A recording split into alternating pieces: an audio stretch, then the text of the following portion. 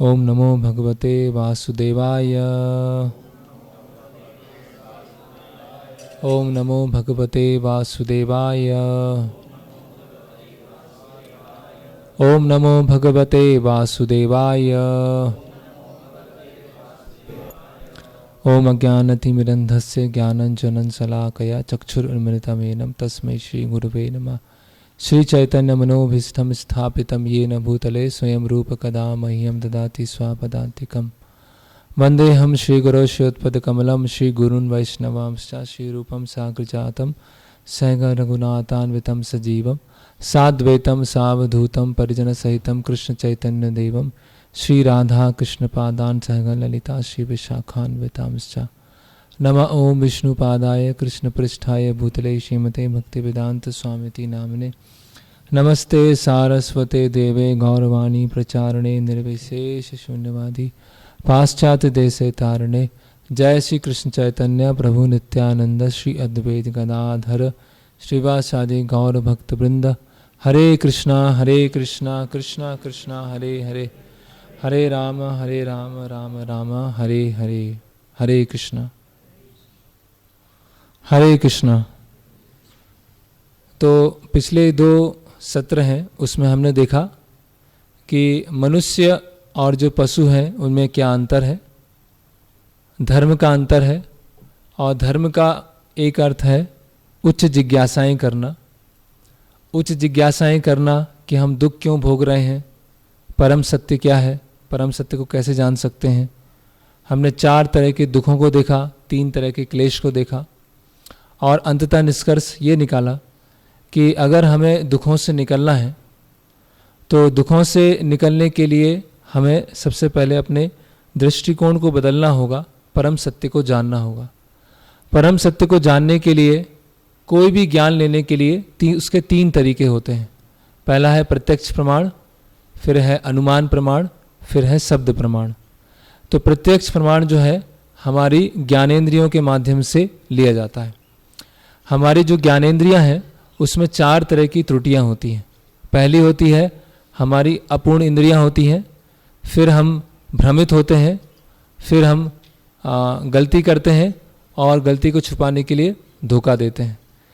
तो कोई भी बहुत ही बुद्धिमान व्यक्ति है उसके सभी के अंदर ये 4 तरह की त्रुटियां रहेंगी।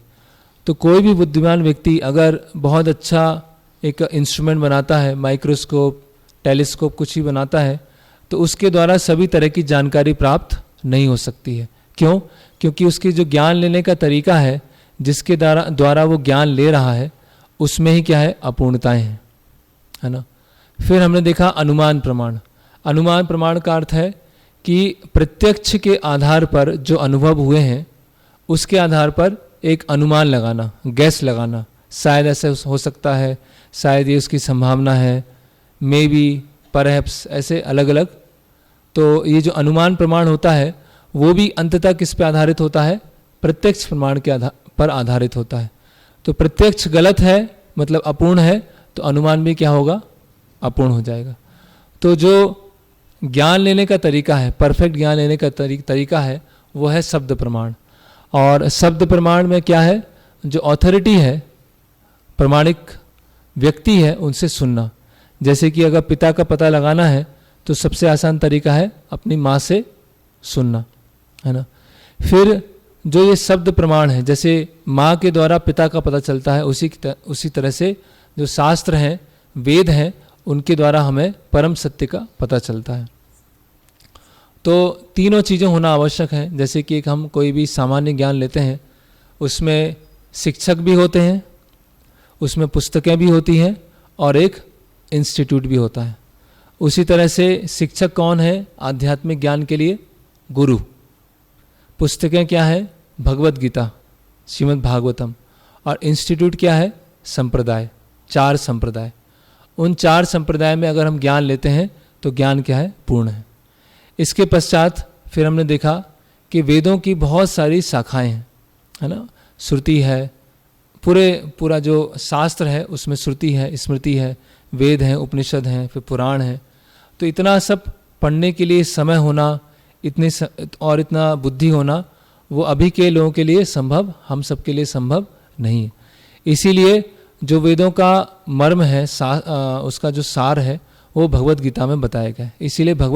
इसीलिए ये कौन सा कोर्स है? प्राथमिक कोर्स है भगवत गीता का। तो इस तरह से अभी हम आज के सत्र से भगवत गीता पढ़ना चालू करेंगे।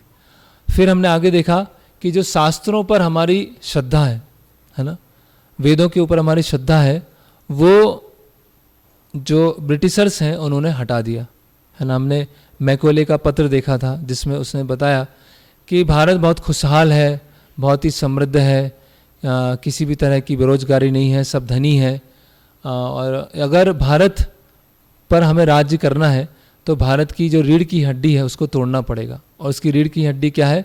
उसकी आध्यात्मिक और सांस्कृतिक विरासत है ना, जो शास्त्रों के ऊपर विश्वास है वो उसको तोड़ना पड़ेगा। तो इसीलिए आजकल हम देखते हैं कि शास्त्रों के ऊपर, भगवत गीता के ऊपर लोगों का विश्वास नहीं है, और वैज्ञानिक हैं या आधुनिक बुद्धिजीवी हैं, वो कुछ भी बोलते हैं उस पर हम विश्वास करके चलते हैं। तो यहाँ तक हमने देख लिया था। तो वेदों में क्या क्या दिया हुआ है वो बहुत शॉर्ट में हम चर्चा करेंगे। तो वेदों में ऐसी बहुत सारी भविष्यवाणियाँ हैं जो आगे चल के होने वाली हैं, लेकिन हमारे शास्त्रों के अंदर अंतर्गत दे दी गई है ना। जैसे कि हम देखते हैं गौतम बुद्ध आए जो है ना, तो गौतम बुद्ध की भविष्यवाणी श्रीमद् भागवतम के तीसरे स्कंद, प्रथम स्कंद में बताई गई। फिर चाणक्य पंडित की भविष्यवाणी भागवतम में की गई है। ऐसे बहुत सारे राजा हुए हैं है ना। ईसा मसीह के बारे में भविष्य पुराण में बताया गया है, मोहम्मद पैगंबर के बारे में बताया गया है, और चैतन्य महाप्रभु जो भगवान श्री कृष्ण के अवतार हैं कलयुग में, उनके बारे में भागवतम में अलग अलग उपनिषदों में ये बताया गया है ना। इसके हम देखते हैं कि शास्त्रों में ऐसे कई चीज़ें हैं, ऐसी चीज़ों के बारे में बताया गया है जिसको आगे चल के खोज हुई है। जैसे लोग पहले समझते थे कि पौधों में जीवन नहीं होता है ना। फिर जगदीश चंद्र बसु, तो उन्होंने फिर क्या किया? एक्सपेरिमेंट किया और पता लगाया कि पौधों के अंदर भी क्या होता है? जीवन होता है। उसी तरह से जो गौमूत्र है या गोबर है उसको लोग हालांकि पारंपरिक जो पीढ़ियाँ आई हैं वो तो उसको उपयोग करते थे, लेकिन लोग समझते थे कि ये तो वेस्ट है, ऐसा क्यों उपयोग किया जा रहा है। लेकिन बाद में उसको लैब में सब चेक वगैरह किया गया तो गाय का जो गोबर है और जो गौमूत्र है उसमें बहुत सारी एंटीसेप्टिक क्वालिटीज़ होती हैं है ना।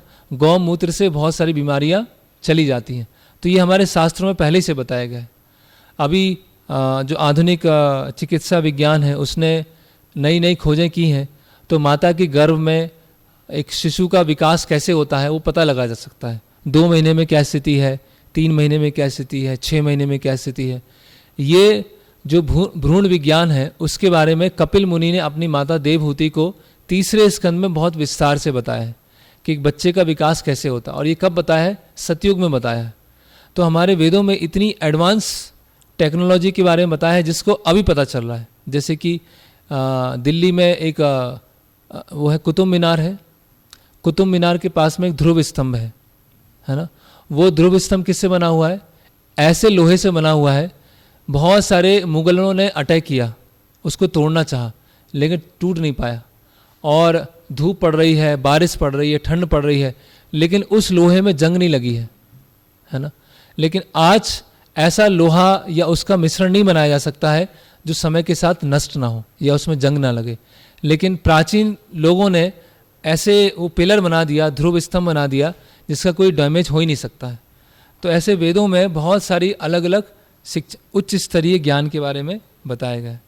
जैसे कि पृथ्वी जो है, पहले लोग सोचते थे कि पृथ्वी कैसी है? फ्लैट है। बाद में पता चला कि पृथ्वी कैसी है? गोल है। तो जो पृथ्वी जो गोल है वो ऑलरेडी हमारे शास्त्रों में बताया गया है ना। जैसे ये जगदीश चंद्र बसु, फिर भ्रूण विज्ञान के बारे में, ऐसे बहुत सारी अलग अलग आयुर्वेद ऐसी मेडिसिन है या आयुर्वेद में ऐसी फास्टिंग के बारे में बताया गया है कि आपका कैंसर का भी इलाज हो सकता है। लेकिन मॉडर्न चिकित्सा विज्ञान है, उसमें बहुत सारी जो लाइलाज असाध्य बीमारियां हैं, खासकर कैंसर, उसकी कोई बीमारी नहीं है। केवल जो पेशेंट है उसका जीवन खिसकता रहता है, आगे बढ़ता रहता है। लेकिन आयुर्वेद में ऐसे बहुत सारी इलाज हैं। बहुत बड़े बड़े मंदिर बने हैं, श्रीरंगम मंदिर है, फिर ये इंडोनेशिया में एक मंदिर है अंकोर वट, है ना, और ऐसे साउथ इंडिया में बहुत सारे मंदिर हैं। अभी उस समय क्रेन्स नहीं होती थी, है ना, ट्रांसपोर्ट सिस्टम नहीं था, है ना, लेकिन फिर भी इतने बड़े बड़े मंदिर, विशाल मंदिर बना देना, आज वो ऐसे मंदिर नहीं बन सकते। इजिप्ट, मिस्र में पिरामिड है, वो पिरामिड में जो जिस तरह से जो उपयोग किया गया है, जो वास्तुशास्त्र आर्किटेक्चर उसमें यूज किया गया है, वो ऐसा उपयोग करके ऐसे पिरामिड बनाना असंभव है। इतने बड़े बड़े पत्थर उठाने के लिए इतनी क्रेन नहीं है, इतनी बड़ी इतनी मजबूत क्रेन नहीं है, लेकिन वो कैसे बन गए? तो ये हमारे वेदों में ज्ञान था, लेकिन क्या हुआ, हम वही वेदों को भूल गए, शास्त्रों को भूल गए, और जो वेस्ट है उसको इमिटेट करना चालू कर दिया। तो ये एक हम अलग सेशन लेंगे बाद में, 6 सेशन के बाद में, कि वेदों में क्या क्या शिक्षाएं हैं। तो अभी ये प्रश्न उठता है कि जो आध्यात्मिक ज्ञान है हर किसी से नहीं लिया जा सकता है। अभी हम इस निष्कर्ष पे आ चुके हैं कि प्रत्यक्ष से पूर्ण ज्ञान नहीं मिलेगा और अनुमान से पूर्ण ज्ञान नहीं मिलेगा, ठीक है। अभी हमें शब्द से लेना है। शब्द मतलब अवरोह पंथ में आना है, आरोह मतलब नीचे से ऊपर जाना, अवरोह मतलब ऊपर से नीचे आना, है ना। तो ज्ञान कैसे होता है? फ्लो होता है। इसीलिए क्या होते हैं, जैसे व्यास आसन है, जैसे ये व्यास आसन रखा है, मैं आपसे ऊपर बैठा हूं, आप लोग नीचे बैठे, क्यों ऐसा है? जो व्यास पीठ है उसका सम्मान है, शास्त्रों का सम्मान है। जैसे पानी कैसे फ्लो होता है? नीचे से ऊपर जाता है। स्वतः कैसे फ्लो होता है पानी? ऊपर से नीचे आता है ना, करे नीचे से ऊपर नहीं जाता है। उसी तरह आध्यात्मिक ज्ञान कैसे जाता है? ऊपर से नीचे आता है। लेकिन इस संसार में हम ज्ञान कैसे प्राप्त करने का प्रयास करते हैं? अपने प्रयासों से, अपने एंडेवर से। लेकिन आध्यात्मिक ज्ञान कैसा होता है? गुरु के पास जाके जिज्ञासा करने से होता है। अभी गुरु ये तो समझ गए कि अपने प्रयासों से नहीं समझ पाएंगे, लेकिन अभी गुरु कहाँ मिलेंगे, है ना। आजकल गुरु का भी बहुत मार्केट खुला हुआ है, कौन प्रमाणिक है कौन अप्रमाणिक है, किससे सीखें किससे नहीं सीखें। तो उसके लिए 4 संप्रदाय के बारे में बताया गया है। तो इन 4 संप्रदाय में आकर हम जिनसे ज्ञान लेते हैं वो क्या है? प्रमाणिक है। तो कौन कौन से 4 संप्रदाय हैं?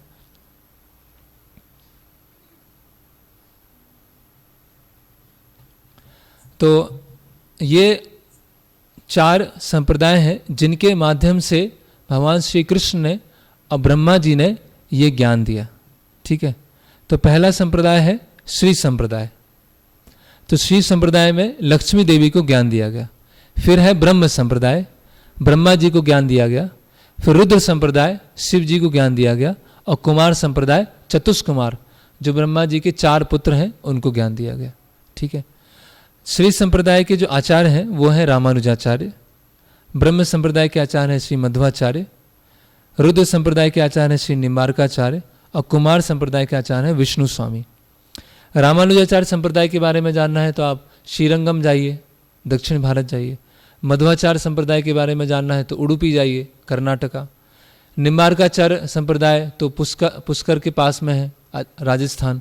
और विष्णु स्वामी कुमार संप्रदाय, ये भी राजस्थान और वृंदावन के आसपास ये सब फैले हुए। तो इन 4 संप्रदाय में आकर अगर हम ज्ञान लेते हैं तो परफेक्ट है। हम ऐसा नहीं बोल रहे हैं कि इस्कॉन ही केवल ज्ञान देने वाला है, इसको इस्कॉन का ही राइट्स नहीं है ज्ञान देने के लिए। इन 4 संप्रदाय में जो भी आएगा वो सही ज्ञान देगा।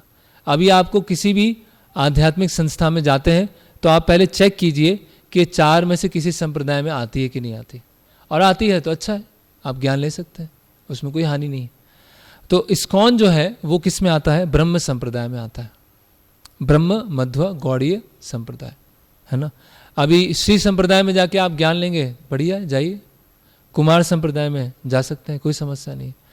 तो इसीलिए जो भी हमें ज्ञान लेना है वो परंपरा में लेना है। ये 4 स्कूल मान लीजिए आप, या 4 कॉलेज मान लीजिए। अभी आपको भगवत ज्ञान लेना है तो किसी भी कॉलेज की डिग्री ले लीजिए, कोई बात नहीं, है ना। जैसे अभी प्राइवेट कॉलेज है यहाँ पर, एलन सिटी है, ओरिएंटल है, TIT है, आप किसी भी में जाके पढ़ लीजिए, डिग्री मिल जाएगी, प्रमाणिक है। जरूरी नहीं कि सबको एक ही कॉलेज में पढ़ना है।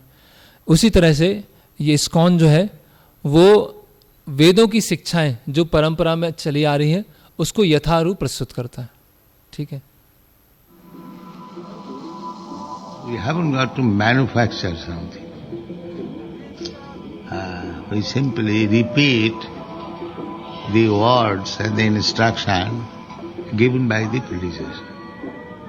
Krishna instructed Brahma, Brahma instructed Narad, Narad instructed Vyasdev, Vyasdev instructed Madhyacharya, and in this way then Madhavendra Puri, Ishwar Puri, Sri Chaitanya Mahaprabhu, then the 6 Goswamis, then the Srinivasa Acharya, Kaviraj Goswami, Narottam Das Thakur, Vishwanath Chakravarti, Jagannath Das Babaji, Bhakti Vinod Thakur, Gaur Kishore Das Babaji, Bhakti Siddhanta Saraswati, and then we are doing the same thing.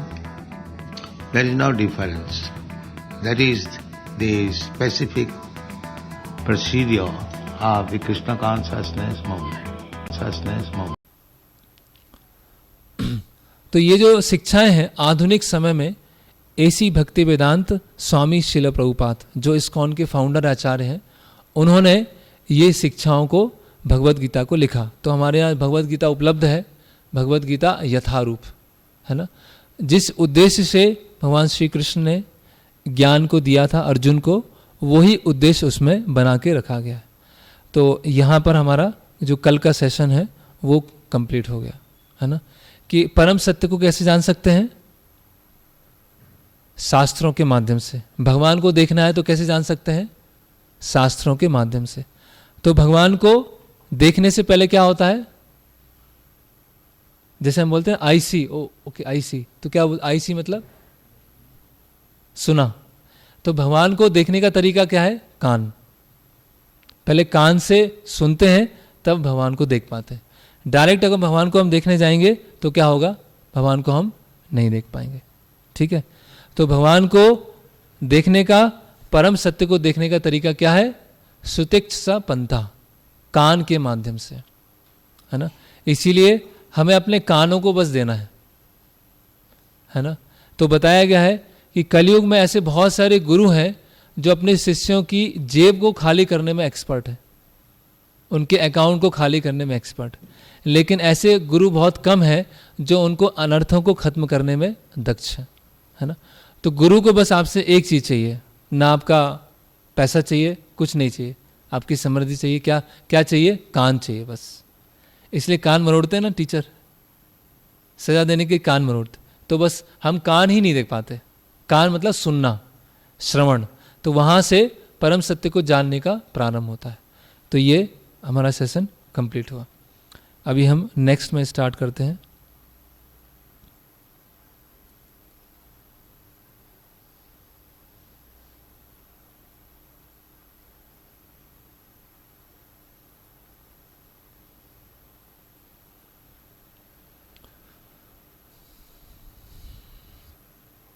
कुछ share करना है?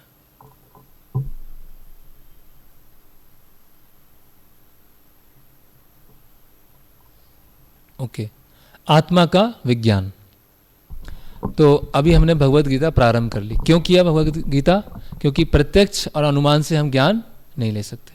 हमें किससे लेना है? शब्द से लेना। शब्द में वेद आते हैं, वेदों का निचोड़ है भगवत गीता। ओके। अब है आत्मा का विज्ञान। तो भगवत गीता प्रारंभ कैसे होती है? जब अर्जुन जो है प्रश्न पूछते हैं। प्रश्न नहीं पूछते, एक तरह से अर्जुन व्यथित हो जाते हैं, परेशान हो। अर्जुन विषाद योग, अर्जुन क्या हो जाते हैं? परेशान हो जाते हैं। तो उसके उत्तर में भगवान भगवत गीता सुनाना प्रारंभ करते हैं। तो भगवान पहले ये नहीं बताते हैं कि अर्जुन तुम युद्ध करो या ना करो, ये इसको साइड में रखते हैं। पहले तुम हो कौन, पहले वो जानो। जब तुम ये जान जाओगे तुम कौन हो, तो तुम्हें करना क्या है ये समझ जाओगे, है ना। कुछ लोग पूछते हैं कि इतना क्राइम बढ़ रहा है ना, इतनी सब समस्याएं हैं, आप तो अपने प्रवचन देते रहते हैं, गीता सुनाते रहते हैं, आपके पास कुछ प्रैक्टिकल सॉल्यूशन है कि नहीं है ना, कुछ व्यवहारिक उपाय है कि नहीं है। हमारे पास सारे व्यवहारिक उपाय हैं, लेकिन आपको थोड़ा सा समय देना पड़ेगा। तो सबसे पहले आप ये जानो कि आप कौन हैं, तब आप जानोगे कि आपके कर्तव्य क्या है, आपकी समस्याएं क्या है। तो ये है आत्मा का विज्ञान। ओके, तो आपका सबसे पहले आता है आपका परिचय, है ना। क्या है आपका परिचय? कोई पीछे से बताएंगे आपका परिचय, थोड़ा देंगे पूरा परिचय, कोई भी स्वेच्छा से। इंट्रोडक्शन आपका, आप बताइए। स्पेक्स, हाँ नहीं, आप किसी, आपका पर्सन इंट्रोडक्शन क्या है? आधार कार्ड पे क्या लिखते हैं वो बताइए। प्रांजल मिश्रा आपके, और ओके, कहाँ रहते हैं आप? इंट्रोडक्शन देते हैं ना कॉलेज में, वो बताइए। हाँ, ओके। प्रांजल मिश्रा, अयोध्या बाईपास, एमटेक, है ना, ये परिचय है। अभी प्रांजल मिश्रा नाम चेंज हो सकता है या नहीं हो सकता है? हो सकता है कि नहीं? कैसे हो जाएगा? एफिडेविट बना दिया, एक बार पेपर में दे दिया, उसके बाद क्या हो जाएगा? प्रांजल मिश्रा चेंज हो सकते हैं, ठीक है। अभी आप एमटेक कर रहे हैं, उसके बाद कोई अन्य डिग्री कर सकते हैं कि नहीं कर सकते हैं? अपना प्रोफेशन चेंज कर सकते हैं कि नहीं कर सकते? कई लोग क्या होता है, एमटेक करते हैं, बीटेक करते हैं और बिजनेस करना चालू कर देते हैं, एमबीए करते हैं और कुछ दूसरा कार्य करना चाहते, तो प्रोफेशन चेंज हो जाता है, ठीक है। जगह जहाँ हम रहते हैं वो भी चेंज हो जाती है, तो नाम आता है। फिर अभी आधुनिक ज़माना ऐसा बढ़ गया है कि जेंडर भी चेंज हो जाता है है ना, तो पूरी तरह से परिचय चेंज हो गया, ठीक है। तो क्या चेंज नहीं हुआ? ऐसी क्या चेंज है कुछ? आत्मा तो अभी हम बोल रहे हैं क्योंकि इस कक्षा में बैठे हुए हैं, बाहर होते तो शायद आत्मा नहीं बोलते। क्या चेंज नहीं हुआ? शरीर तो चेंज हो रहा है, विचार, ठीक है। अभी हम आगे बढ़ते हैं। तो इस तरह से हम परिचय देते हैं। अभी हमारी जो कहानी है वो कुछ ऐसी तरह से है कि पहले भी मैंने बताया था कि एक पक्षी है ना, उसके अंदर इस किसी पिंजड़े के अंदर है, उसकी अच्छी से सफाई की जा रही है, लेकिन पक्षी को खाना देना दे दी। तो उसी तरह से जो आधुनिक सभ्यता है वो कैसा है? पिंजड़े की साफ सफाई जैसा है ना। बाहर से टिप टॉप रहना है, लेकिन आत्मा के लिए, भगवत गीता के लिए कोई समय नहीं है या कोई प्राथमिकता नहीं है। सब भागे जा रहे हैं, अपने पिंजड़े को साफ किए जा रहे हैं, लेकिन जो पिंजड़ा रखने का उद्देश्य है उसको भूल चुके। तो एक वैज्ञानिक है ना, उन्होंने क्या किया, शरीर जो है उसमें जितने भी रसायन होते हैं उन सबको निकाला, है ना। जैसे कि पानी है, कैल्शियम है, मैग्नीज है, फास्फोरस है, आयरन है, वो थे डॉक्टर हैरी मॉन्सन, है ना। तो उन्होंने हमारे शरीर में जितने भी रसायन होते हैं उन सबको निकाला और उन रसायनों का रेट निकाला उन्होंने। तो ये 1986-87 की बात है, तब ये रेट निकाला गया था। तो उस समय ये आया था 110 रुपये। सारे केमिकल्स, 70% तो पानी होता है ना, बाकी फिर कुछ रसायन होते हैं। तो उस समय रेट आया था 110 रुपये, ठीक है। अभी महंगाई का ज़माना है, 2023 आ चुका है, तो अभी कितना होगा मूल्य? 1000 नहीं, अधिक होगा, 8-10 हज़ार, 10 हज़ार मान के चले, है ना। पहले लोग की सैलरी 3 डिजिट में होती थी, फिर 4 डिजिट में आया, अब तो 5 पहुंच चुका है ना। तो 10,000 मान के चले, ठीक है, महंगाई का ज़माना आ गया। तो क्या हमारा शरीर का जो मूल्य है वो 10,000 रुपये है? 10,000 है। एक छोटा सा आँख का ऑपरेशन कराते हैं तो क्या होता है? 10-20 हज़ार तो वैसे ही चले जाते हैं। तो अगर केवल हम रसायनों से बने हैं और रसायनों के अलावा हम कुछ नहीं हैं, हम ये मान के चलें कि आत्मा जैसा कुछ नहीं है, पुनर्जन्म कुछ नहीं है, यही जीवन है, मिट्टी से बने हुए और मिट्टी में मिल जाएंगे, ये हम मान के चलते हैं, ठीक है। तो हमारे शरीर का मूल्य क्या आया? 10,000 रुपये आया, ठीक है। तो एक दिन क्या हुआ कि एक हम अपनी कार में बैठ के जा रहे थे, है ना। कार का मूल्य कितना होगा? जैसे स्विफ्ट है तो कितना मूल्य क्या है? 8 लाख स्विफ्ट, ठीक है। उसमें एक व्यक्ति बैठा हुआ है जिसका प्राइस है 10,000। 8 लाख की स्विफ्ट है 10,000 का आदमी है और एक्सीडेंट हो गया। तो सबसे पहले किसे बचाया जाएगा? जो 10,000 का आदमी उसे बचाएंगे या 8 लाख की कार है उसे बचाएंगे? क्यों भाई? दोनों रसायन है, दोनों केमिकल है। 8 लाख ज़्यादा महंगा है और 10,000 क्या, उसका कोई मूल्य नहीं है। तो व्यवहारिक अनुभव से हम देखेंगे तो एम्बुलेंस आएगी तो सबसे पहले क्या करेगी? व्यक्ति को ले जाएगी, क्योंकि व्यक्ति में उस रसायनों के अलावा कुछ मूल्यवान है, कुछ तो मूल्यवान है। अभी हम आत्मा नहीं मानते, अभी हम आत्मा को नहीं स्वीकार कर रहे, ठीक है। तो इस तुलना की गई है कार और हम क्या हैं? जैसे एक शरीर है, शरीर की तुलना कार से की गई है। तो कार में हमारे आंखें हैं, है ना। तो कार में क्या है? हेडलाइट है ना। फिर उसका पंप है, तो हमारा क्या है? हृदय है। 4 पहिए हैं तो हाथ पैर है, करेक्ट। हम बोलते हैं तो वो कार कैसे बोलती है? हॉर्न है, हाँ। कितनी भी अच्छी कार हो, कितनी बढ़िया कार हो, सारी फैसिलिटी है, लेकिन अगर उसके अंदर ड्राइवर नहीं है तो कार चलेगी आगे? नहीं चलेगी, है ना। उसी तरह से शरीर को जो चलाने वाला है कुछ तो है जो शरीर से अलग है ना। ओके, तो ये एक्सीडेंट हुआ है, तो क्या अधिक मूल्यवान है, शरीर या कार? शरीर, ठीक है, ओके। तो अभी हम कुछ ऐसे प्रमाणों को देखेंगे जिससे हमको एक हिंट मिलेगा कि आत्मा का अस्तित्व है, ठीक है। फिर हम शास्त्रों पे जाएंगे, भगवत गीता से जाएंगे, दोनों तरीके से देखेंगे। एक ऐसे प्रमाण जिससे पता चलता है कि आत्मा है, और एक ऐसे प्रमाण जो हमारा वैदिक ज्ञान है, अपौरुष्य, उससे हम देखेंगे। तो ये सब इतना क्यों समझाना पड़ता है? क्योंकि वेदों पे हमारी श्रद्धा नहीं है, इसीलिए इतना सब घुमा फिरा के पहले समझाना पड़ता है कि देखो ये आत्मा है, ठीक है, ओके। तो ये सबसे पहले आता है, किसी की मृत्यु हो जाती है तो हम क्या बोलते हैं? क्या बोलते हैं जब किसी की मृत्यु होती है तो क्या बोलते हैं? चला गया, बोलते हैं चला गया। कौन चला गया? शरीर चला गया, शरीर तो इधर ही है। हम बोलते चला गया, गुजरी गयो, है ना। अलग अलग भाषा में अलग अलग है।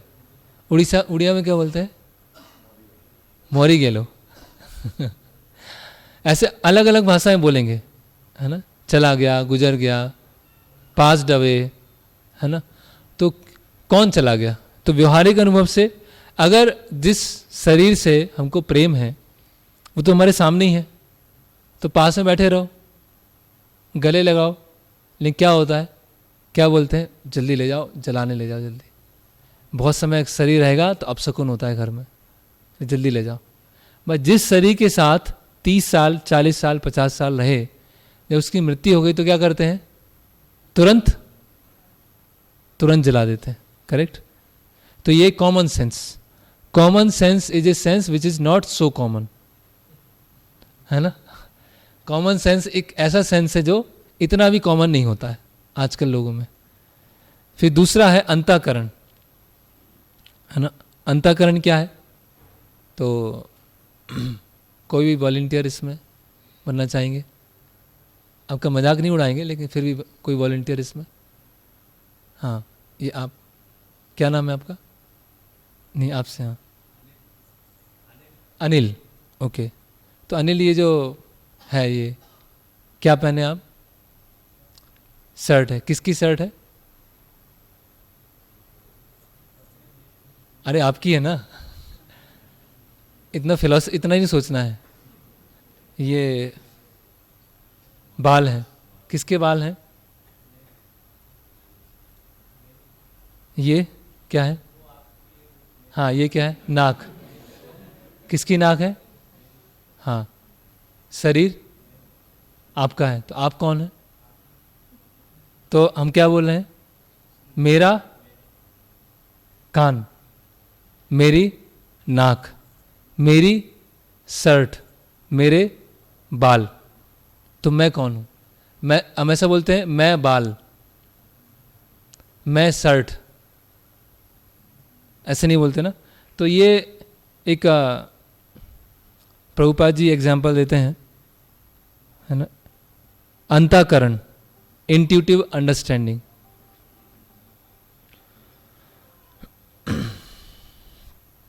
तो मैं कौन हूं, है ना। मैं शरीर नहीं बोलता, मेरा शरीर, है ना। मैं चश्मा नहीं, मेरा चश्मा। उसी तरह से मैं कौन हूं? मैं कौन हूं? इस शरीर से बियॉन्ड आत्मा हूं। ओके, फिर तो अभी प्रश्न उठता है, एक मृत शरीर और जीवित शरीर में क्या अंतर होता है? अभी हम आत्मा को स्वीकार नहीं किए। एक हिंट मिला है हमको। पहला हिंट क्या मिला है? कॉमन सेंस से। दूसरा हिंट मिला है अंतःकरण से। ठीक है, अभी मृत शरीर और जीवित शरीर में क्या अंतर होता है? जान, इसलिए बोलते जान निकल गई। जान क्या है? और क्या अंतर होता है? क्या? ऑर्गन्स काम करते हैं। हाँ, अच्छा है, चलो। कुछ ऐसे भी पेशेंट होते हैं इसमें ऑर्गन काम नहीं करते हैं, फिर भी जीवित रहता है वो। हाँ, और क्या अंतर है एक मृत शरीर में, जीवित शरीर में? सोचने की शक्ति होती है, और वर्किंग प्रोसेस होती है, और जैसे एक लैपटॉप है और एक जीवित व्यक्ति, एक बच्चा है, तो लैपटॉप को मारा और बच्चे को मारा, तो क्या अंतर होगा? बच्चा क्या करेगा? उसमें चेतना है। तो एक मृत शरीर में और जीवित शरीर में क्या अंतर है? चेतना, चेतना का अंतर। चेतना मतलब क्या है? अवेयरनेस होना आसपास की, जिसको बताया गया है शास्त्रों में थिंकिंग, फीलिंग और विलिंग। विचार करते हैं, थिंकिंग, फीलिंग मतलब अनुभव करते हैं, और विलिंग मतलब निर्णय लेते हैं। तो जीवित व्यक्ति ये तीन चीज कर सकता है, सोचता है, भावनाएं होती हैं, और निर्णय लेता है। ठीक है, तो एक इसमें प्रयोग किया गया, ये एक प्रयोग है। एक मूवी चलाई गई, उस मूवी को कुछ लोग देख रहे हैं, जैसे थिएटर है, तो थिएटर में कुछ लोग बैठे हुए हैं, मूवी को देख रहे हैं, और एक बहुत हाईटेक कैमरा है, वो उस मूवी को देख रहा है, रिकॉर्ड कर रहा है। ठीक है, तो मूवी में इमोशनल सीन भी आ रहे हैं, एक्शन सीन भी आ रहे हैं, सैड सीन भी आ रहे हैं, रोमांटिक सीन भी आ रहे हैं, अलग अलग तरह के सीन आ रहे हैं। तो लोग देख रहे हैं, ठीक है, और एक कैमरा है जो हर सीन को रिकॉर्ड कर रहा है। अभी हम पूछेंगे कि पूरी जो आपने मूवी देखा शुरू से लास्ट तक, वो बताओ, तो कोई बता पाएगा? नहीं बता पाएगा। लेकिन ये जो मशीन है, उस मशीन को हम रोबोट भी बोल सकते हैं। उसके अंदर पूरा क्या हो गया है? रिकॉर्ड हो गया है, और पूरा रिवर्स फॉरवर्ड सब हो जाएगा। लेकिन उस सीन को देखते समय उस मूवी को देखते समय जो भावनाएं आ रही हैं, जो विचार आ रही हैं, जो इच्छाएं आ रही हैं, वो ये कैमरा फील कर पाएगा, अनुभव कर पाएगा। लेकिन एक व्यक्ति क्या है, अनुभव कर पाएगा। तो हालांकि वो जो कैमरा है, या हम रोबोट माने आजकल के ज़माने में, तो वो देख लेगा लेकिन उसके अंदर फीलिंग्स नहीं आएंगी, उसके अंदर किसी भी तरह के अनुभव नहीं आएंगे। तो इसी तरह से जो जीवित व्यक्ति है उसमें ये एक लक्षण होता है कि वो विचार करता है, अनुभव करता है, निर्णय लेता है। तो ये सब कहाँ से आते हैं, अभी भी हम आत्मा को नहीं मानेंगे। अभी 3 हमारे पास प्रमाण हो चुके हैं, कॉमन सेंस, अंतःकरण और मृत और जीवित में अंतर, चेतना का अंतर। ठीक है, अगला प्रमाण आता है जिसको बोलते हैं नियर डेथ एक्सपीरियंस, मृत्यु के समीप की अनुभूतियां। तो इसमें क्या, एक डॉक्टर हैं जिनका नाम है डॉक्टर माइकल सोवोम, कार्डियोलॉजिस्ट हैं ये। तो उन्होंने बहुत सारे ऐसे केस देखे हैं। जब एक केस था पैम रेनॉल्ड, तो क्या हुआ, उस केस में उनका लंग्स खराब है, ब्रेन खराब है और हार्ट खराब है। तो उनको आर्टिफिशियल हार्ट लंग मशीन पर लगाया गया। तो जब उनका ऑपरेशन चल रहा था, ऑपरेशन से पहले क्या होता है, बेहोश कर दिया जाता है ना, कान में कभी कभी रुई लगा देते हैं, आँखों को पूरा सा ढक दिया जाता है, करेक्ट, उसको पूरी तरह से बेहोश कर दिया जाता है तो वो सुन ना सके। फिर सुई है वो चुभाई जाती है, पूछते हैं कुछ फील हो रहा है, नहीं हो रहा, फिर चुभाते, हो रहा है, नहीं हो रहा, मतलब अभी तो क्या हो चुका है, वो भाग बेहोश हो चुका है। तो ये ऐसे व्यक्ति थे जिनका लंग्स, हार्ट, ब्रेन कुछ काम नहीं कर रहा। तो ऑपरेशन बहुत लंबा चला, 9-10 घंटे का ऑपरेशन चला। तो जब ऑपरेशन हो गया, ऑपरेशन के बाद तो सीधे कोई खड़ा तो नहीं हो जाता है, 2-3 दिन के बाद नींद खुलती है, धीरे धीरे चेतना आती है। तो चेतना आने के बाद क्या हुआ, ये जो एक लेडी थी पैम रेनॉल्ड, उन्होंने कहा कि जब ऑपरेशन चल रहा था तो मैं देख पा रही थी कि आप लोग क्या कर रहे हैं। मैं इस शरीर से बाहर गई और ऊपर थी और वहाँ से सब कुछ देख पा रही थी कि क्या क्या अलग अलग क्रियाएं चल रही हैं। तो कुछ लोग हो सकते हैं फेमस होने के लिए बोल दें कि थोड़ा हमें वाहवाही मिलेगी, पता नहीं कुछ सुपर नेचुरल चीज़ देखा है। तो वहाँ के जो डॉक्टर हैं उन्होंने बहुत सारे क्रॉस क्वेश्चन किए, क्या देखा, क्या हो रहा था, ऐसे क्यों हो रहा था, ये क्यों हो रहा था। तो वो जो पेशेंट थी उन्होंने सब कुछ बताया कि डॉक्टर ये कर रहे थे, फिर ये कॉम्प्लिकेशन आया, तो ये इंस्ट्रूमेंट यूज किया, फिर ये रीडिंग आया, फिर नर्स ये बात कर रही थी, डॉक्टर ये बात कर रहे थे। तो सारा कुछ इंटरव्यू लेने के बाद ये सिद्ध हो गया कि ये ऑपरेशन के समय जो जो कार्य चल रहे थे इस लेडी ने सब कुछ देखे अपने शरीर से बाहर निकल के। तो इस केस ने जो हमारी आधुनिक विज्ञान है उसको हिला दिया कि ऐसे कैसे हो गया, आंख बंद है, कान बंद है, ऑर्गन बंद है, लेकिन ये देख पा रहे। तो ओके, फिर कुछ है आउट ऑफ बॉडी एक्सपीरियंस, है ना। ये कई ऐसी पुस्तकें भी लिखी गई हैं, ऐसी कई पुस्तकें हैं। I have lived before, many lifes many masters, children's past life, journey of souls, ऐसे डॉक्टर आइन स्टीवेंसन है। और ये जो पूर्व जन्म के उन्होंने लिखा है, इसमें से बहुत कम केस हैं जो हिंदू या सनातन हैं, अधिकतर तो बाहर के लोग हैं जो आत्मा या पुनर्जन्म को तो मानते ही नहीं हैं, वो एक ही जीवन सब कुछ मानते हैं। तो ऐसे बहुत सारे केस हुए हैं लाइफ बिफोर लाइफ, जिसमें ये निश्चित हुआ है कि पहले जीवन हुआ है और अभी पुनर्जन्म हुआ है ना। तो ये डॉक्टर आइन स्टीवेंसन है जिन्होंने बहुत सारे अलग अलग एक्सपेरिमेंट किए हैं और 2000 से अधिक केसेस लिखे। तो किसी को अगर रुचि है तो ये कई बुक्स हैं, तो आप कोई भी एक बुक पढ़ सकते हैं। और अगर ये बुक पढ़ना नहीं चाहें तो भगवद गीता लीजिए और उसको पढ़िए, उसमें आपको सब कुछ मिल जाएगा। ओके, तो एक केस है जिसका नाम है जिस स्त्री का नाम था शांति देवी, है ना। और ये शांति देवी का केस है, शांति देवी का केस है, ये विश्व प्रसिद्ध केस है। आप YouTube पर सर्च कीजिएगा शांति देवी पुनर्जन्म की कहानी, शांति देवी री इनकारनेशन, वो आपको केस मिल जाएगा। तो उस केस में क्या है, और शायद शांति देवी के बारे में या एक केस और है, दोनों मिक्स हो सकते हैं। उसमें क्या है, बंगाल में जन्म हुआ है ना, और 4-5 साल की उम्र हुई उस छोटी लड़की की, और वो कुछ राजस्थानी भाषा बोलती है। उसके पिता उसको कभी राजस्थान नहीं ले गए, कभी नहीं ले गए। तो उस छोटी सी लड़की ने बोला कि मुझे आप भरतपुर ले चलो। तो माता पिता सोचने लगे कि राजस्थान, भरतपुर तो कभी गई नहीं, अभी तक स्कूल ही नहीं गई है, और क्या बोली भरतपुर ले चलो। तो बहुत पहले बाल हट है, तो माता पिता ने बोल दिया ठीक है, ऐसे कुछ कुछ बोलती रहती है। तो जब 6-7 साल की हुई तो फिर भी वही भाषा बोल रही, राजस्थानी भाषा बोल रही। तो माता पिता ने सोचा कि कुछ सीरियस है तो ले चलते हैं। तो वो लोग भरतपुर गए, और भरतपुर स्टेशन से पहुँचे तो उस लड़की ने अपने पिता का हाथ पकड़ लिया और पिता को आगे आगे ले जा रही कि अभी यहाँ चलो, फिर यहाँ चलो, फिर ये चलो। तो वहाँ पर काफ़ी पहले ही घटना है, तो वहाँ पे तांगा वाला था, पहले घोड़ा गाड़ी चलती थी।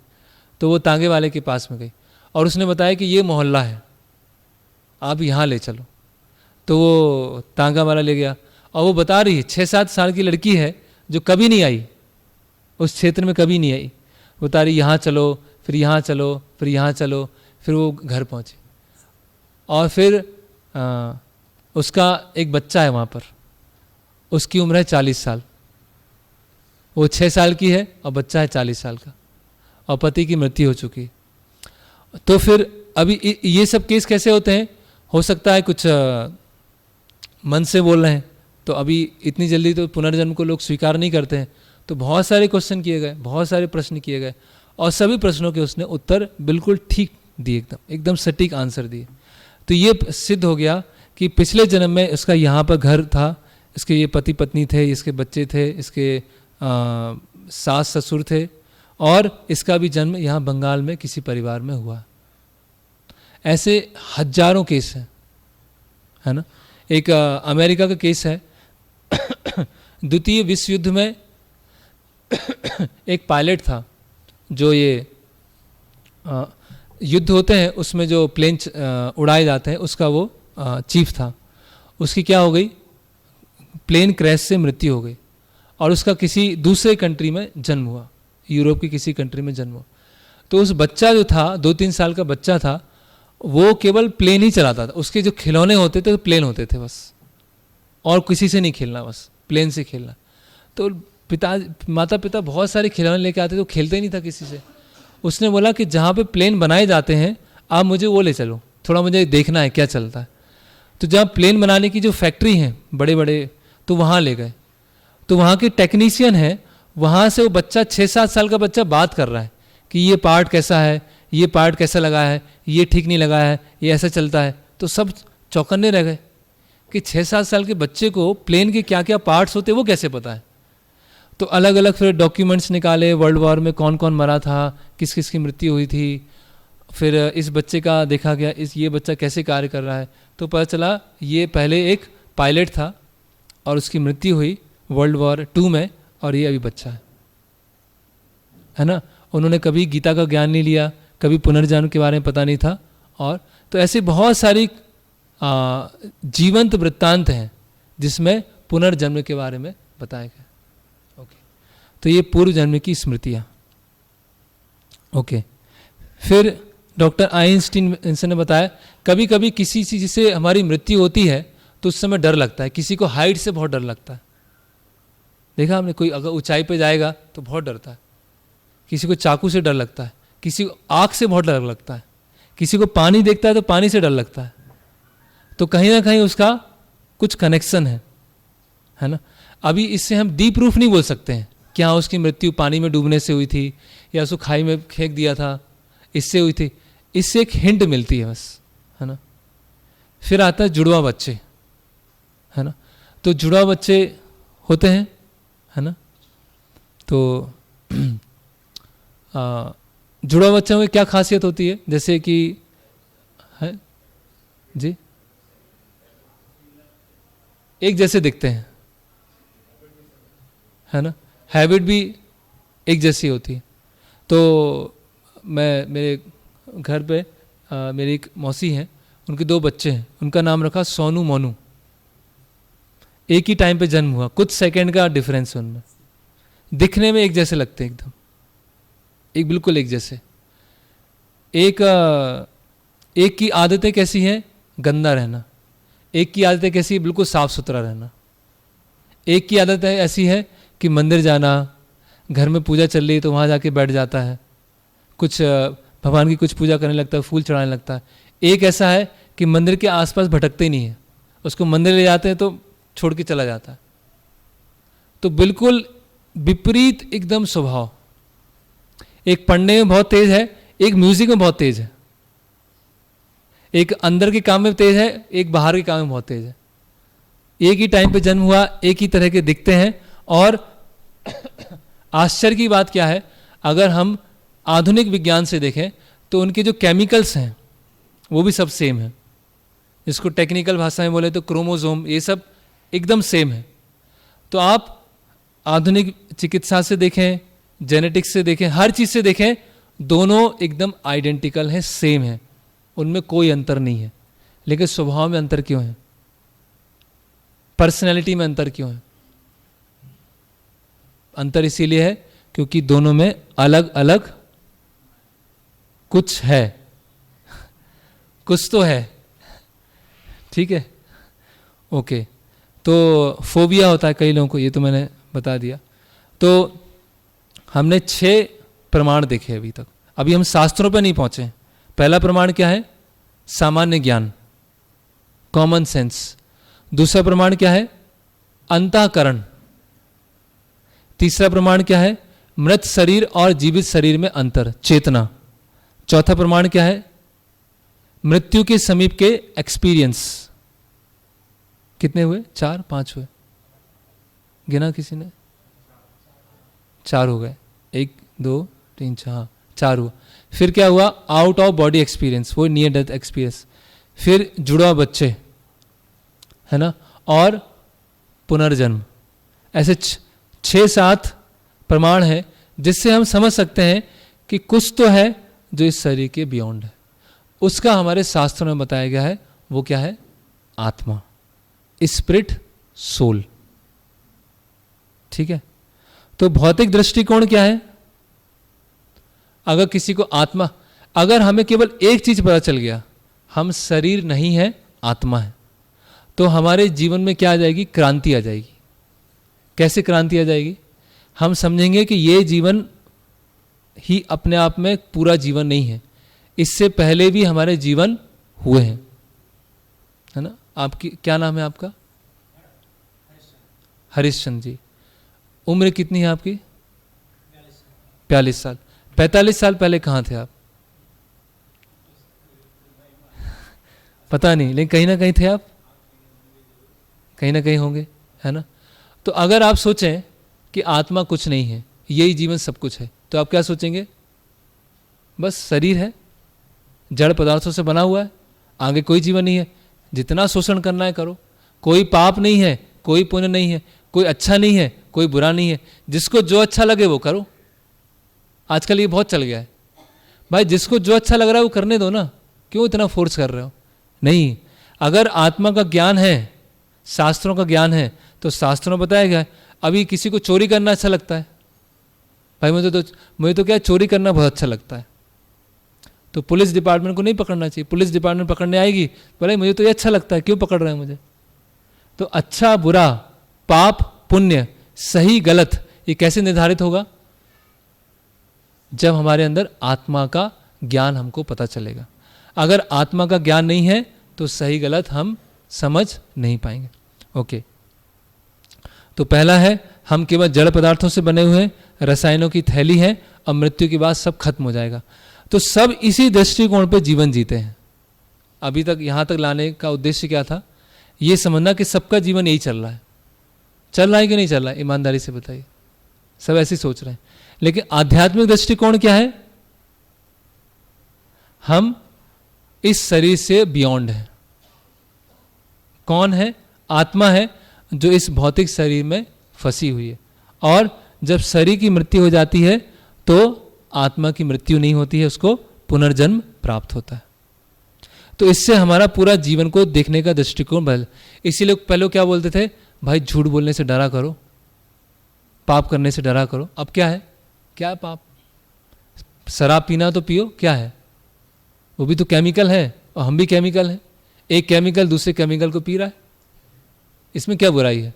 मुझे अच्छा लगता है ना? ऐसे ही चल रहा है ना? तो समाज में कोई अच्छा बुरा नहीं होता है, बस मन को अच्छा रखना चाहिए, है ना? लेकिन ये सब गलत फिलॉसफी। तो आध्यात्मिक दृष्टिकोण ये है। ओके, फिर हमारा आज के सत्र का सेकंड पार्ट चालू होता है। तो आध्यात्मिक दृष्टिकोण और भौतिक दृष्टिकोण में अंतर क्लियर हुआ, है ना? एक है आत्मा का दृष्टिकोण, एक शरीर का दृष्टिकोण। शरीर का दृष्टिकोण है तो हमारा जीवन वो कैसा होगा, एंजॉय करो, भोग करो, भोग करो, भोग करो। और आत्मा का दृष्टिकोण है, आध्यात्मिक दृष्टिकोण है, तो हमारा दृष्टिकोण कैसे होगा कि जीवन को कैसे करना है, शुद्ध बनाना है, प्यूरिफिकेशन, शुद्ध शुद्ध शुद्ध, जिससे क्या हो, आत्मा को दोबारा इस शरीर में वापस नहीं आना पड़े। ओके, तो कैसे, आत्मा के क्या लक्षण हैं? भगवद गीता में 2 अध्याय 22वां श्लोक, वांसांसि जीर्णानि यथा विहाय नवानि गृह्णाति नरोपराणि तथा शरीराणि विहाय जीर्णानि अन्यानि संयाति नवानि देहि।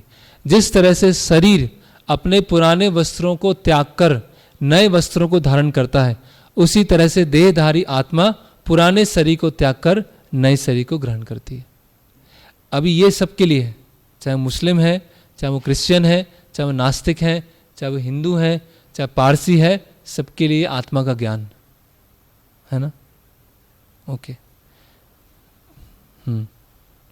तो ये शरीर के साथ कैसे होता है, अगला बताया गया है, देहिनो अस्मिन यथा देहे कौमारम यौवनम चा तथा देहांतरम प्राप्तिम धीरज तत्र न मुह्यति।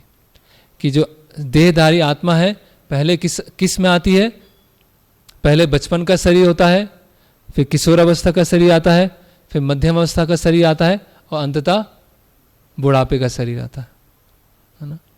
ओके,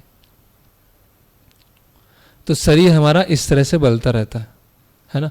आपकी बचपन की फोटो होगी, तो बचपन की जब फोटो देखते हैं, विज्ञान ने बताया है कि पूरे 7 वर्ष के अंदर हमारे शरीर के सारे रसायन परिवर्तित हो जाते हैं।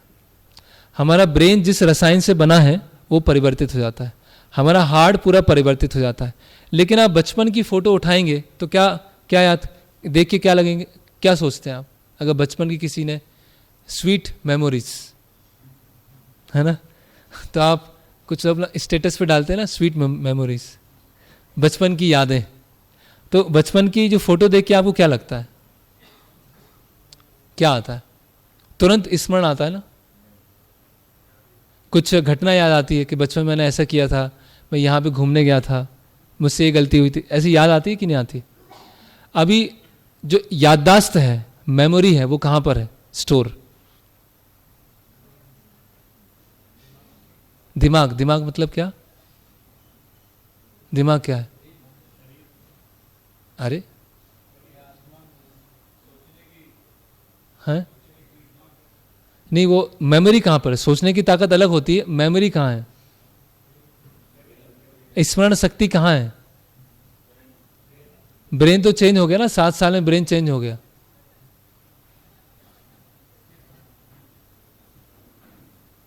तो कहाँ है?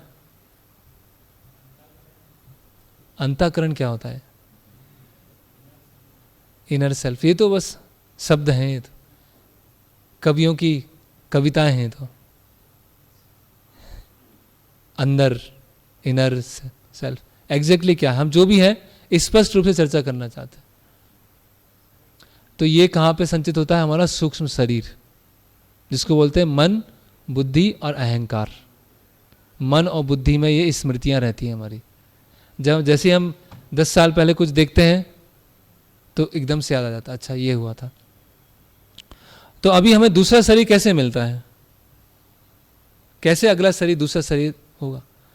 उदाहरण के लिए जैसे आप डीवी मॉल जा रहे हैं, ठीक है, कपड़े खरीदने आपको, किसी गारमेंट्स के शॉप में आप चले गए, कपड़ों के दुकान में चले गए, अभी आपको कपड़े खरीदने हैं, तो आप कपड़े कैसे खरीदेंगे, उसका क्या आधार है? सरल उत्तर दीजिएगा, बहुत कॉम्प्लेक्स मत बनाइएगा। तो क्या कपड़े कैसे खरीदेंगे? Budget, very good. और चॉइस, यस। और कुछ? कलर, वो चॉइस हो गया। हाँ, साइज तो साइज तो होना ही चाहिए। प्राइस, हाँ हाँ, वो तो हो गया, कॉस्ट। तो ठीक है, दो चीजें हैं, चॉइस और बजट। चॉइस में आ गया अच्छा लग रहा है, कलर क्या है, साइज क्या है, और बजट। ठीक है, अब चॉइस तो बहुत जबरदस्त है, पैसा है नहीं, तो क्या हो जाएगा? ले पाएंगे? फिर नहीं ले पाएंगे ना। बजट और चॉइस दोनों मिलाना पड़ेगा। तो हमें अपना शरीर कैसे प्राप्त होता है? हमारी इच्छा और हमारे कर्म फल, पाप पुण्य। तो पाप पुण्य का एक चल रहा है और हमारी इच्छा है। मान लीजिए किसी की इच्छा है कि मुझे लीडर बनना है, नेतागिरी करना है, मुझे नेता बनना है, लीडर बनना है। ठीक है, तो उसने क्या किया, जब क्लास में था तो क्लास का मॉनिटर बन गया वो, जब कॉलेज में आया तो जीएम बन गया वो, फिर ऑफिस में आया तो वहाँ पे कोई लीडर बन गया। ऐसे अलग अलग है ना। कुछ कॉलोनी है तो कॉलोनी का जो समिति बना उसका लीडर बन गया वो, हर जगह लीडर बना हो।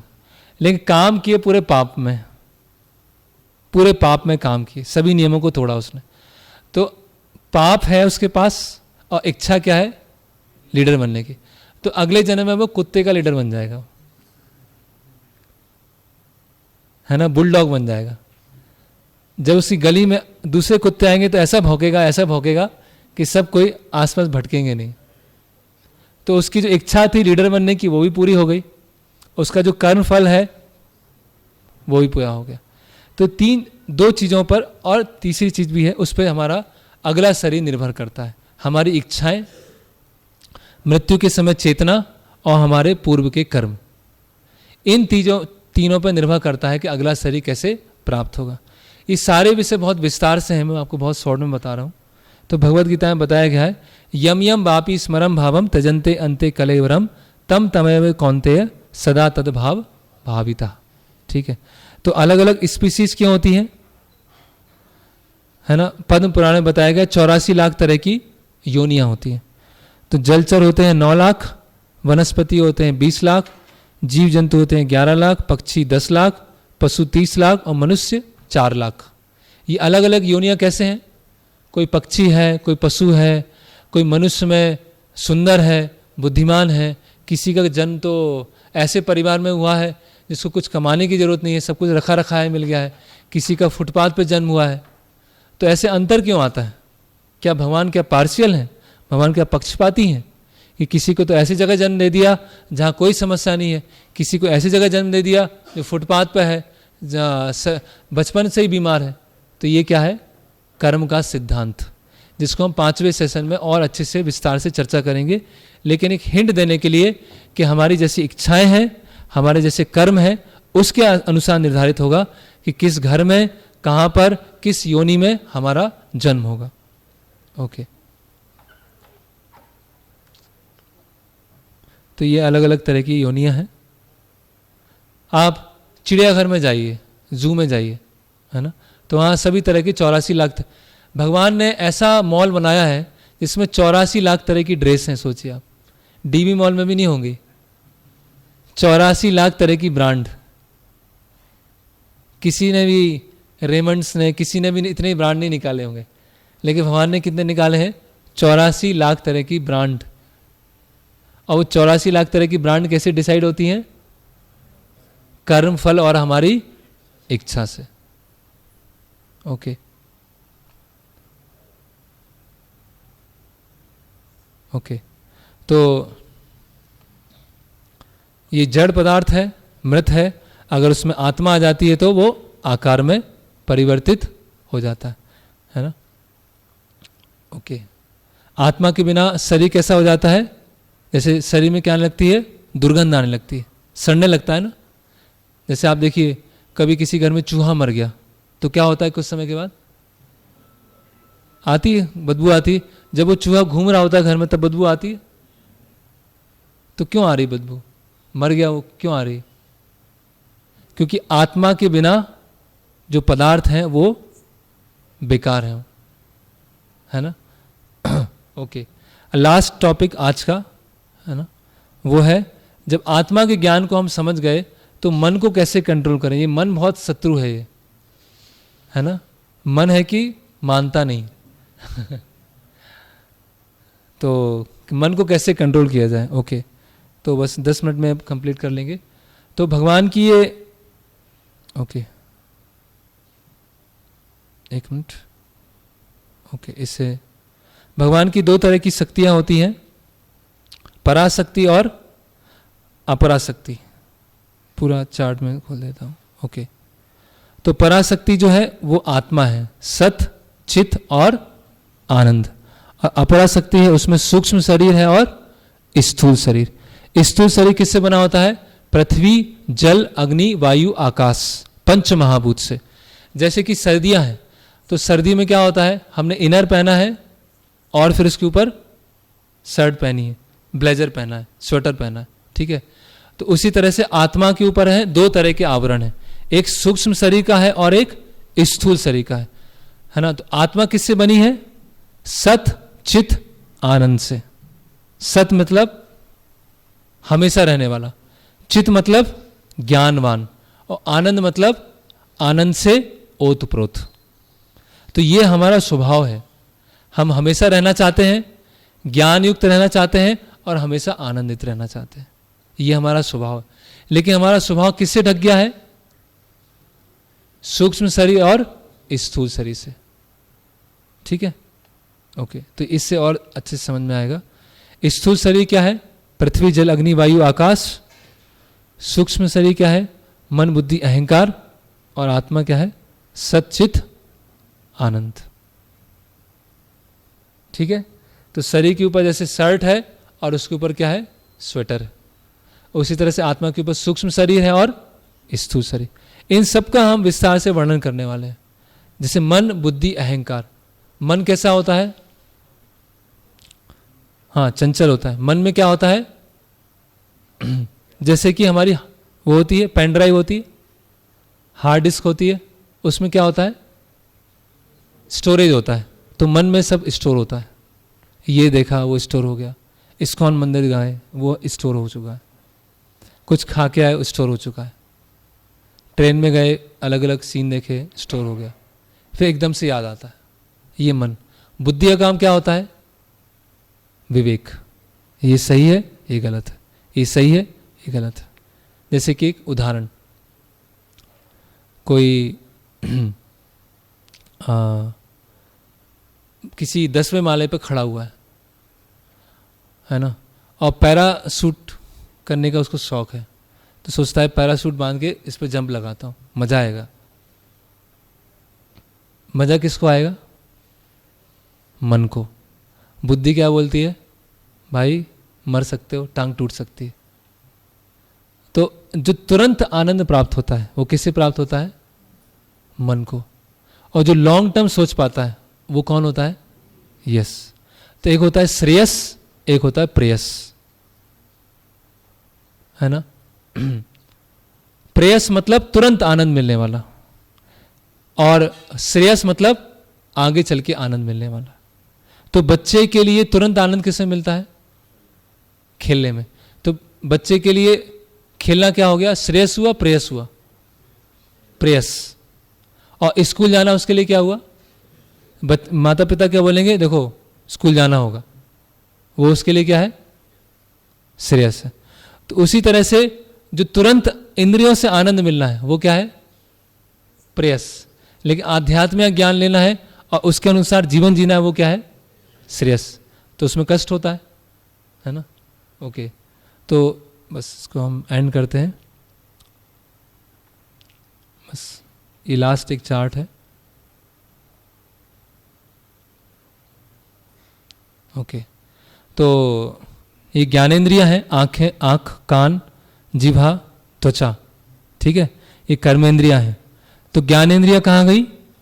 मन के पास गई। देख रहे हैं आप? मन क्या है? स्टोर है।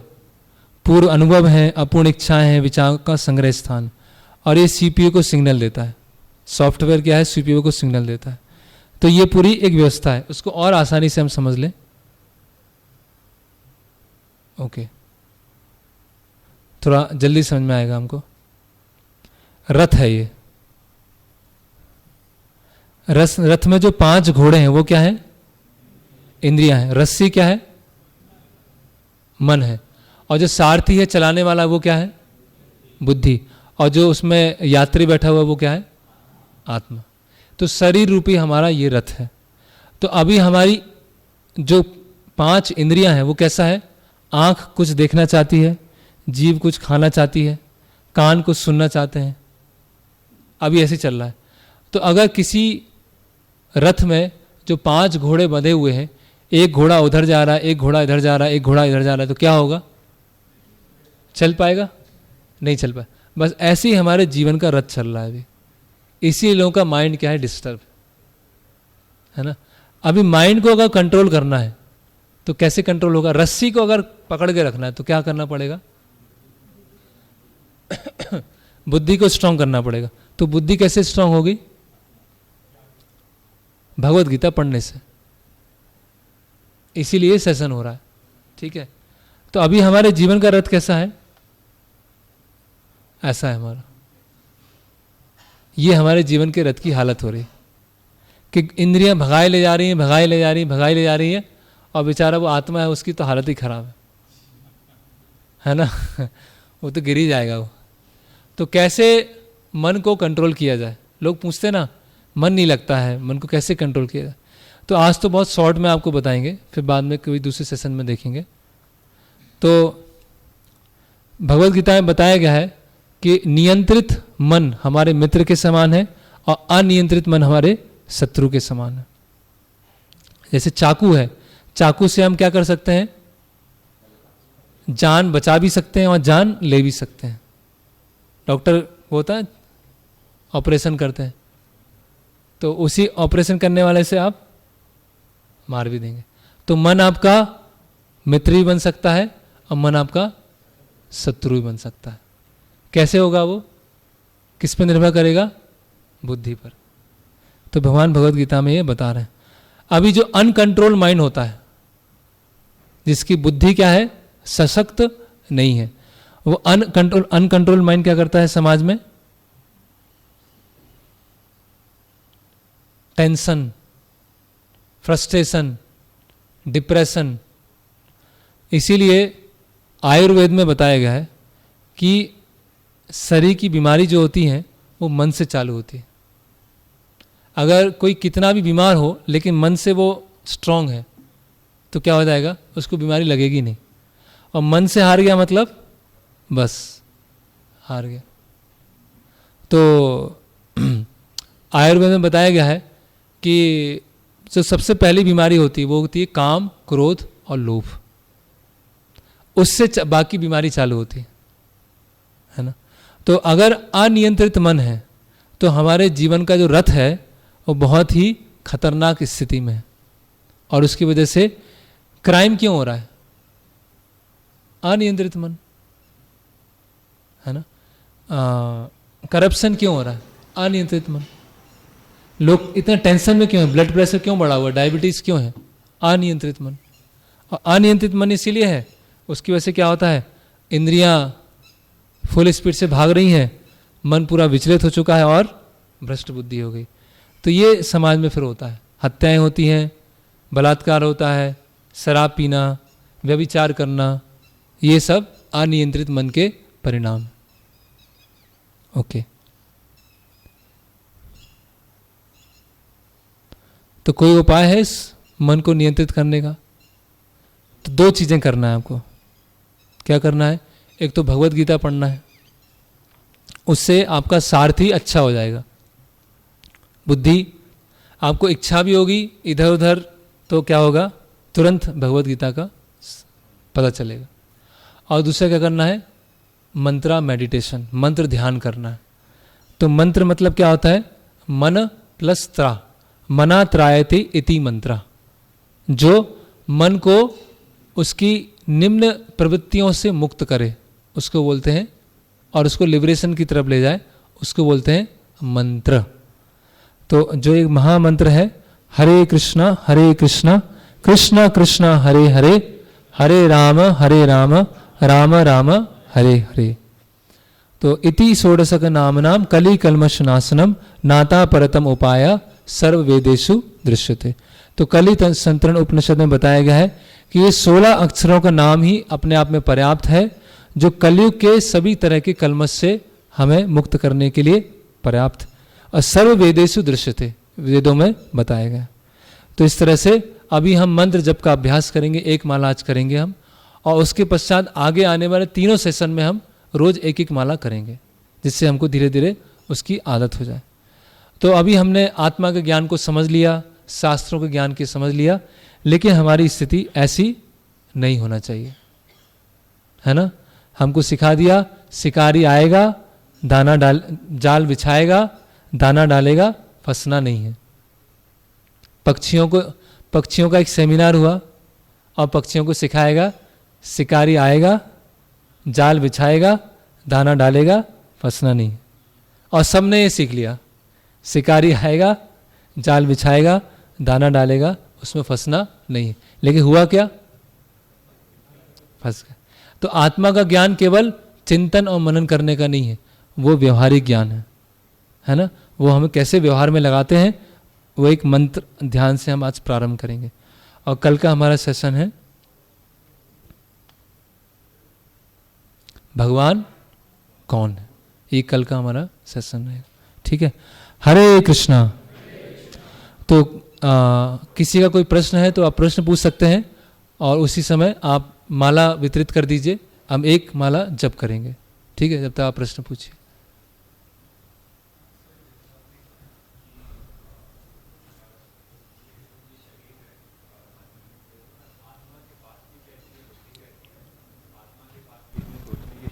निर्णय लेने की क्षमता रहती है। देखिए, जो सूक्ष्म शरीर है और स्थूल शरीर वो तो मृत है। ये सूक्ष्म शरीर क्यों चल रहा है? क्योंकि आत्मा है उसमें जी। ये स्थूल शरीर क्यों चल रहा है? क्योंकि आत्मा है। जी जी। जैसे लैपटॉप है, लैपटॉप में सब कुछ है लेकिन ऑपरेटर नहीं है, तो क्या होगा? काम नहीं चलेगा। तो बुद्धि क्यों चल रही है? क्योंकि आत्मा है। अच्छा। मन क्यों चल रहा है? क्योंकि आत्मा है। शरीर क्यों चल रहा है? क्योंकि आत्मा है। वो तो पावर हाउस है। तो क्या आत्मा के पास जो अभी हमारे पास शुद्ध मन होता है, शुद्ध बुद्धि होती है आत्मा के पास। अच्छा, उससे अच्छा। होता है। जी जी। तो मतलब हमें जो आत्मा रहती है वो और सुखी रहती है शरीर से। जी। हरे कृष्ण प्रभु। हरे कृष्ण। और किन्हीं का प्रश्न?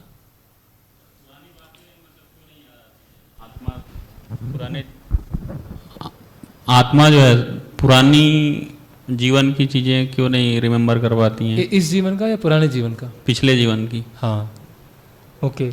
तो पुरानी याददाश्त क्यों नहीं रहती है? पिछले जन्म की याद क्यों नहीं रहती है? अगर याद रहेगा तो हम जीवन नहीं जी पाएंगे, बहुत मुश्किल हो जाएगा। पिछले जन्म में कोई हमारा दुश्मन था, या और हम ग्रॉस एग्जाम्पल लेते हैं समझाने के लिए। पिछले जन्म में कोई सुअर की योनि में था और उसको सब कुछ याद आ गया किसमें मुझे टेस्ट आता था, और जब वो रोड से जा रहा है और उसको सारा याद आ गया तो क्या होगा? बहुत अजीब सी स्थिति बन जाएगी। करेक्ट? ऐसे कितने जीवन हो चुके हैं, इस कितने जीवन में क्या क्या किया है, अगर सब कुछ याद रहेगा तो एक साथ बहुत सारी पर्सनैलिटीज आ जाएंगी, और जब बहुत सारी पर्सनैलिटी आ जाएंगी तो हमें समझ में नहीं आएगा हम हैं कौन। इसलिए पुनर्जन्म के जो केस होते हैं वो 2 जीवन होते हैं उनके, पिछला जीवन भी चल रहा होता है, ये जीवन चल रहा होता है। तो इसीलिए भगवान जो है कृपावश हमको वो भुला देते हैं, इसीलिए हमको याददाश्त नहीं रहती। इवन आप ये देखिए, आज कौन सी तारीख है? 13 सितंबर। 13 अगस्त को इसी समय आप 8:45 बजे क्या कर रहे थे? आप 13 अगस्त को 8:45 बजे क्या कर रहे थे? 1 महीने पहले, पुराना याद नहीं हमको। 13 सितंबर को 2022 में इस समय आप क्या कर रहे थे?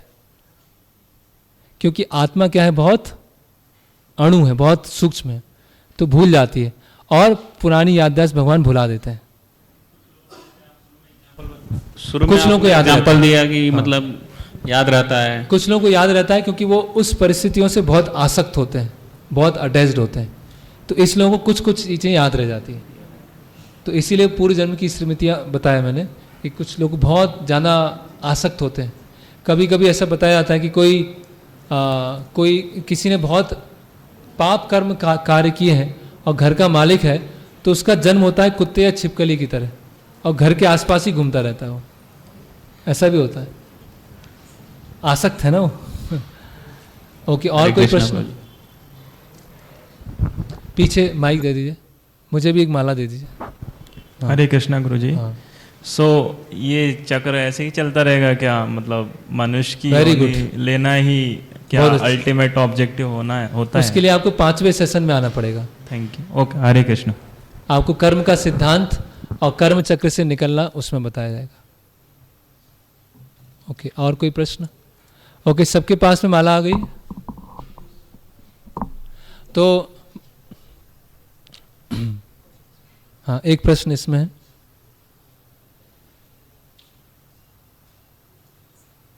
प्रभु जी, किन लोगों को पुराना जन्म याद रह जाता है और क्यों? मैंने बताया, जिनका किसी विशेष परिस्थिति से बहुत अधिक आसक्ति होती है, किसी परिस्थिति है, वातावरण है, लोग हैं, तो उनको वो चीज़ याद रह जाती है। ओके, तो प्रारंभ करेंगे हम। तो ये जो पहला है, इस उंगली को स्पर्श नहीं करना है, ठीक है? माला को जमीन पे ना आए, माला अपने आप ऐसे रख लीजिए, कुछ तो जमीन में नहीं रखना है ना, ये उंगली से स्पर्श नहीं करना है। तर्जनी बोलते हैं इसको, तर्जनी, इंडेक्स फिंगर को टच नहीं करना है। और पहले एक मंत्र बोलते हैं, उसके पश्चात फिर हरे कृष्ण महामंत्र बोलेंगे। तो आप पीछे दोहराइए, जय श्री कृष्ण चैतन्य प्रभु नित्यानंद श्री अद्वैत गदाधर श्रीवासादि गौर भक्त वृंदा। तो इसमें पूरा मंत्र हम बोलेंगे और उसके बाद एक मन का जो है उसको हम खिसकाएंगे, ठीक है? तो एक साथ हम करेंगे, हरे कृष्णा कृष्णा कृष्णा हरे हरे, हरे राम राम राम हरे हरे, हरे कृष्णा कृष्णा कृष्णा हरे हरे, हरे राम राम राम हरे हरे, हरे कृष्णा कृष्णा कृष्णा हरे हरे, हरे राम राम राम हरे हरे, हरे कृष्णा कृष्णा कृष्णा हरे हरे, हरे राम राम राम हरे हरे, हरे कृष्णा कृष्णा कृष्णा हरे हरे, हरे राम राम राम हरे हरे, हरे कृष्णा कृष्णा कृष्णा हरे हरे, राम राम राम हरे हरे।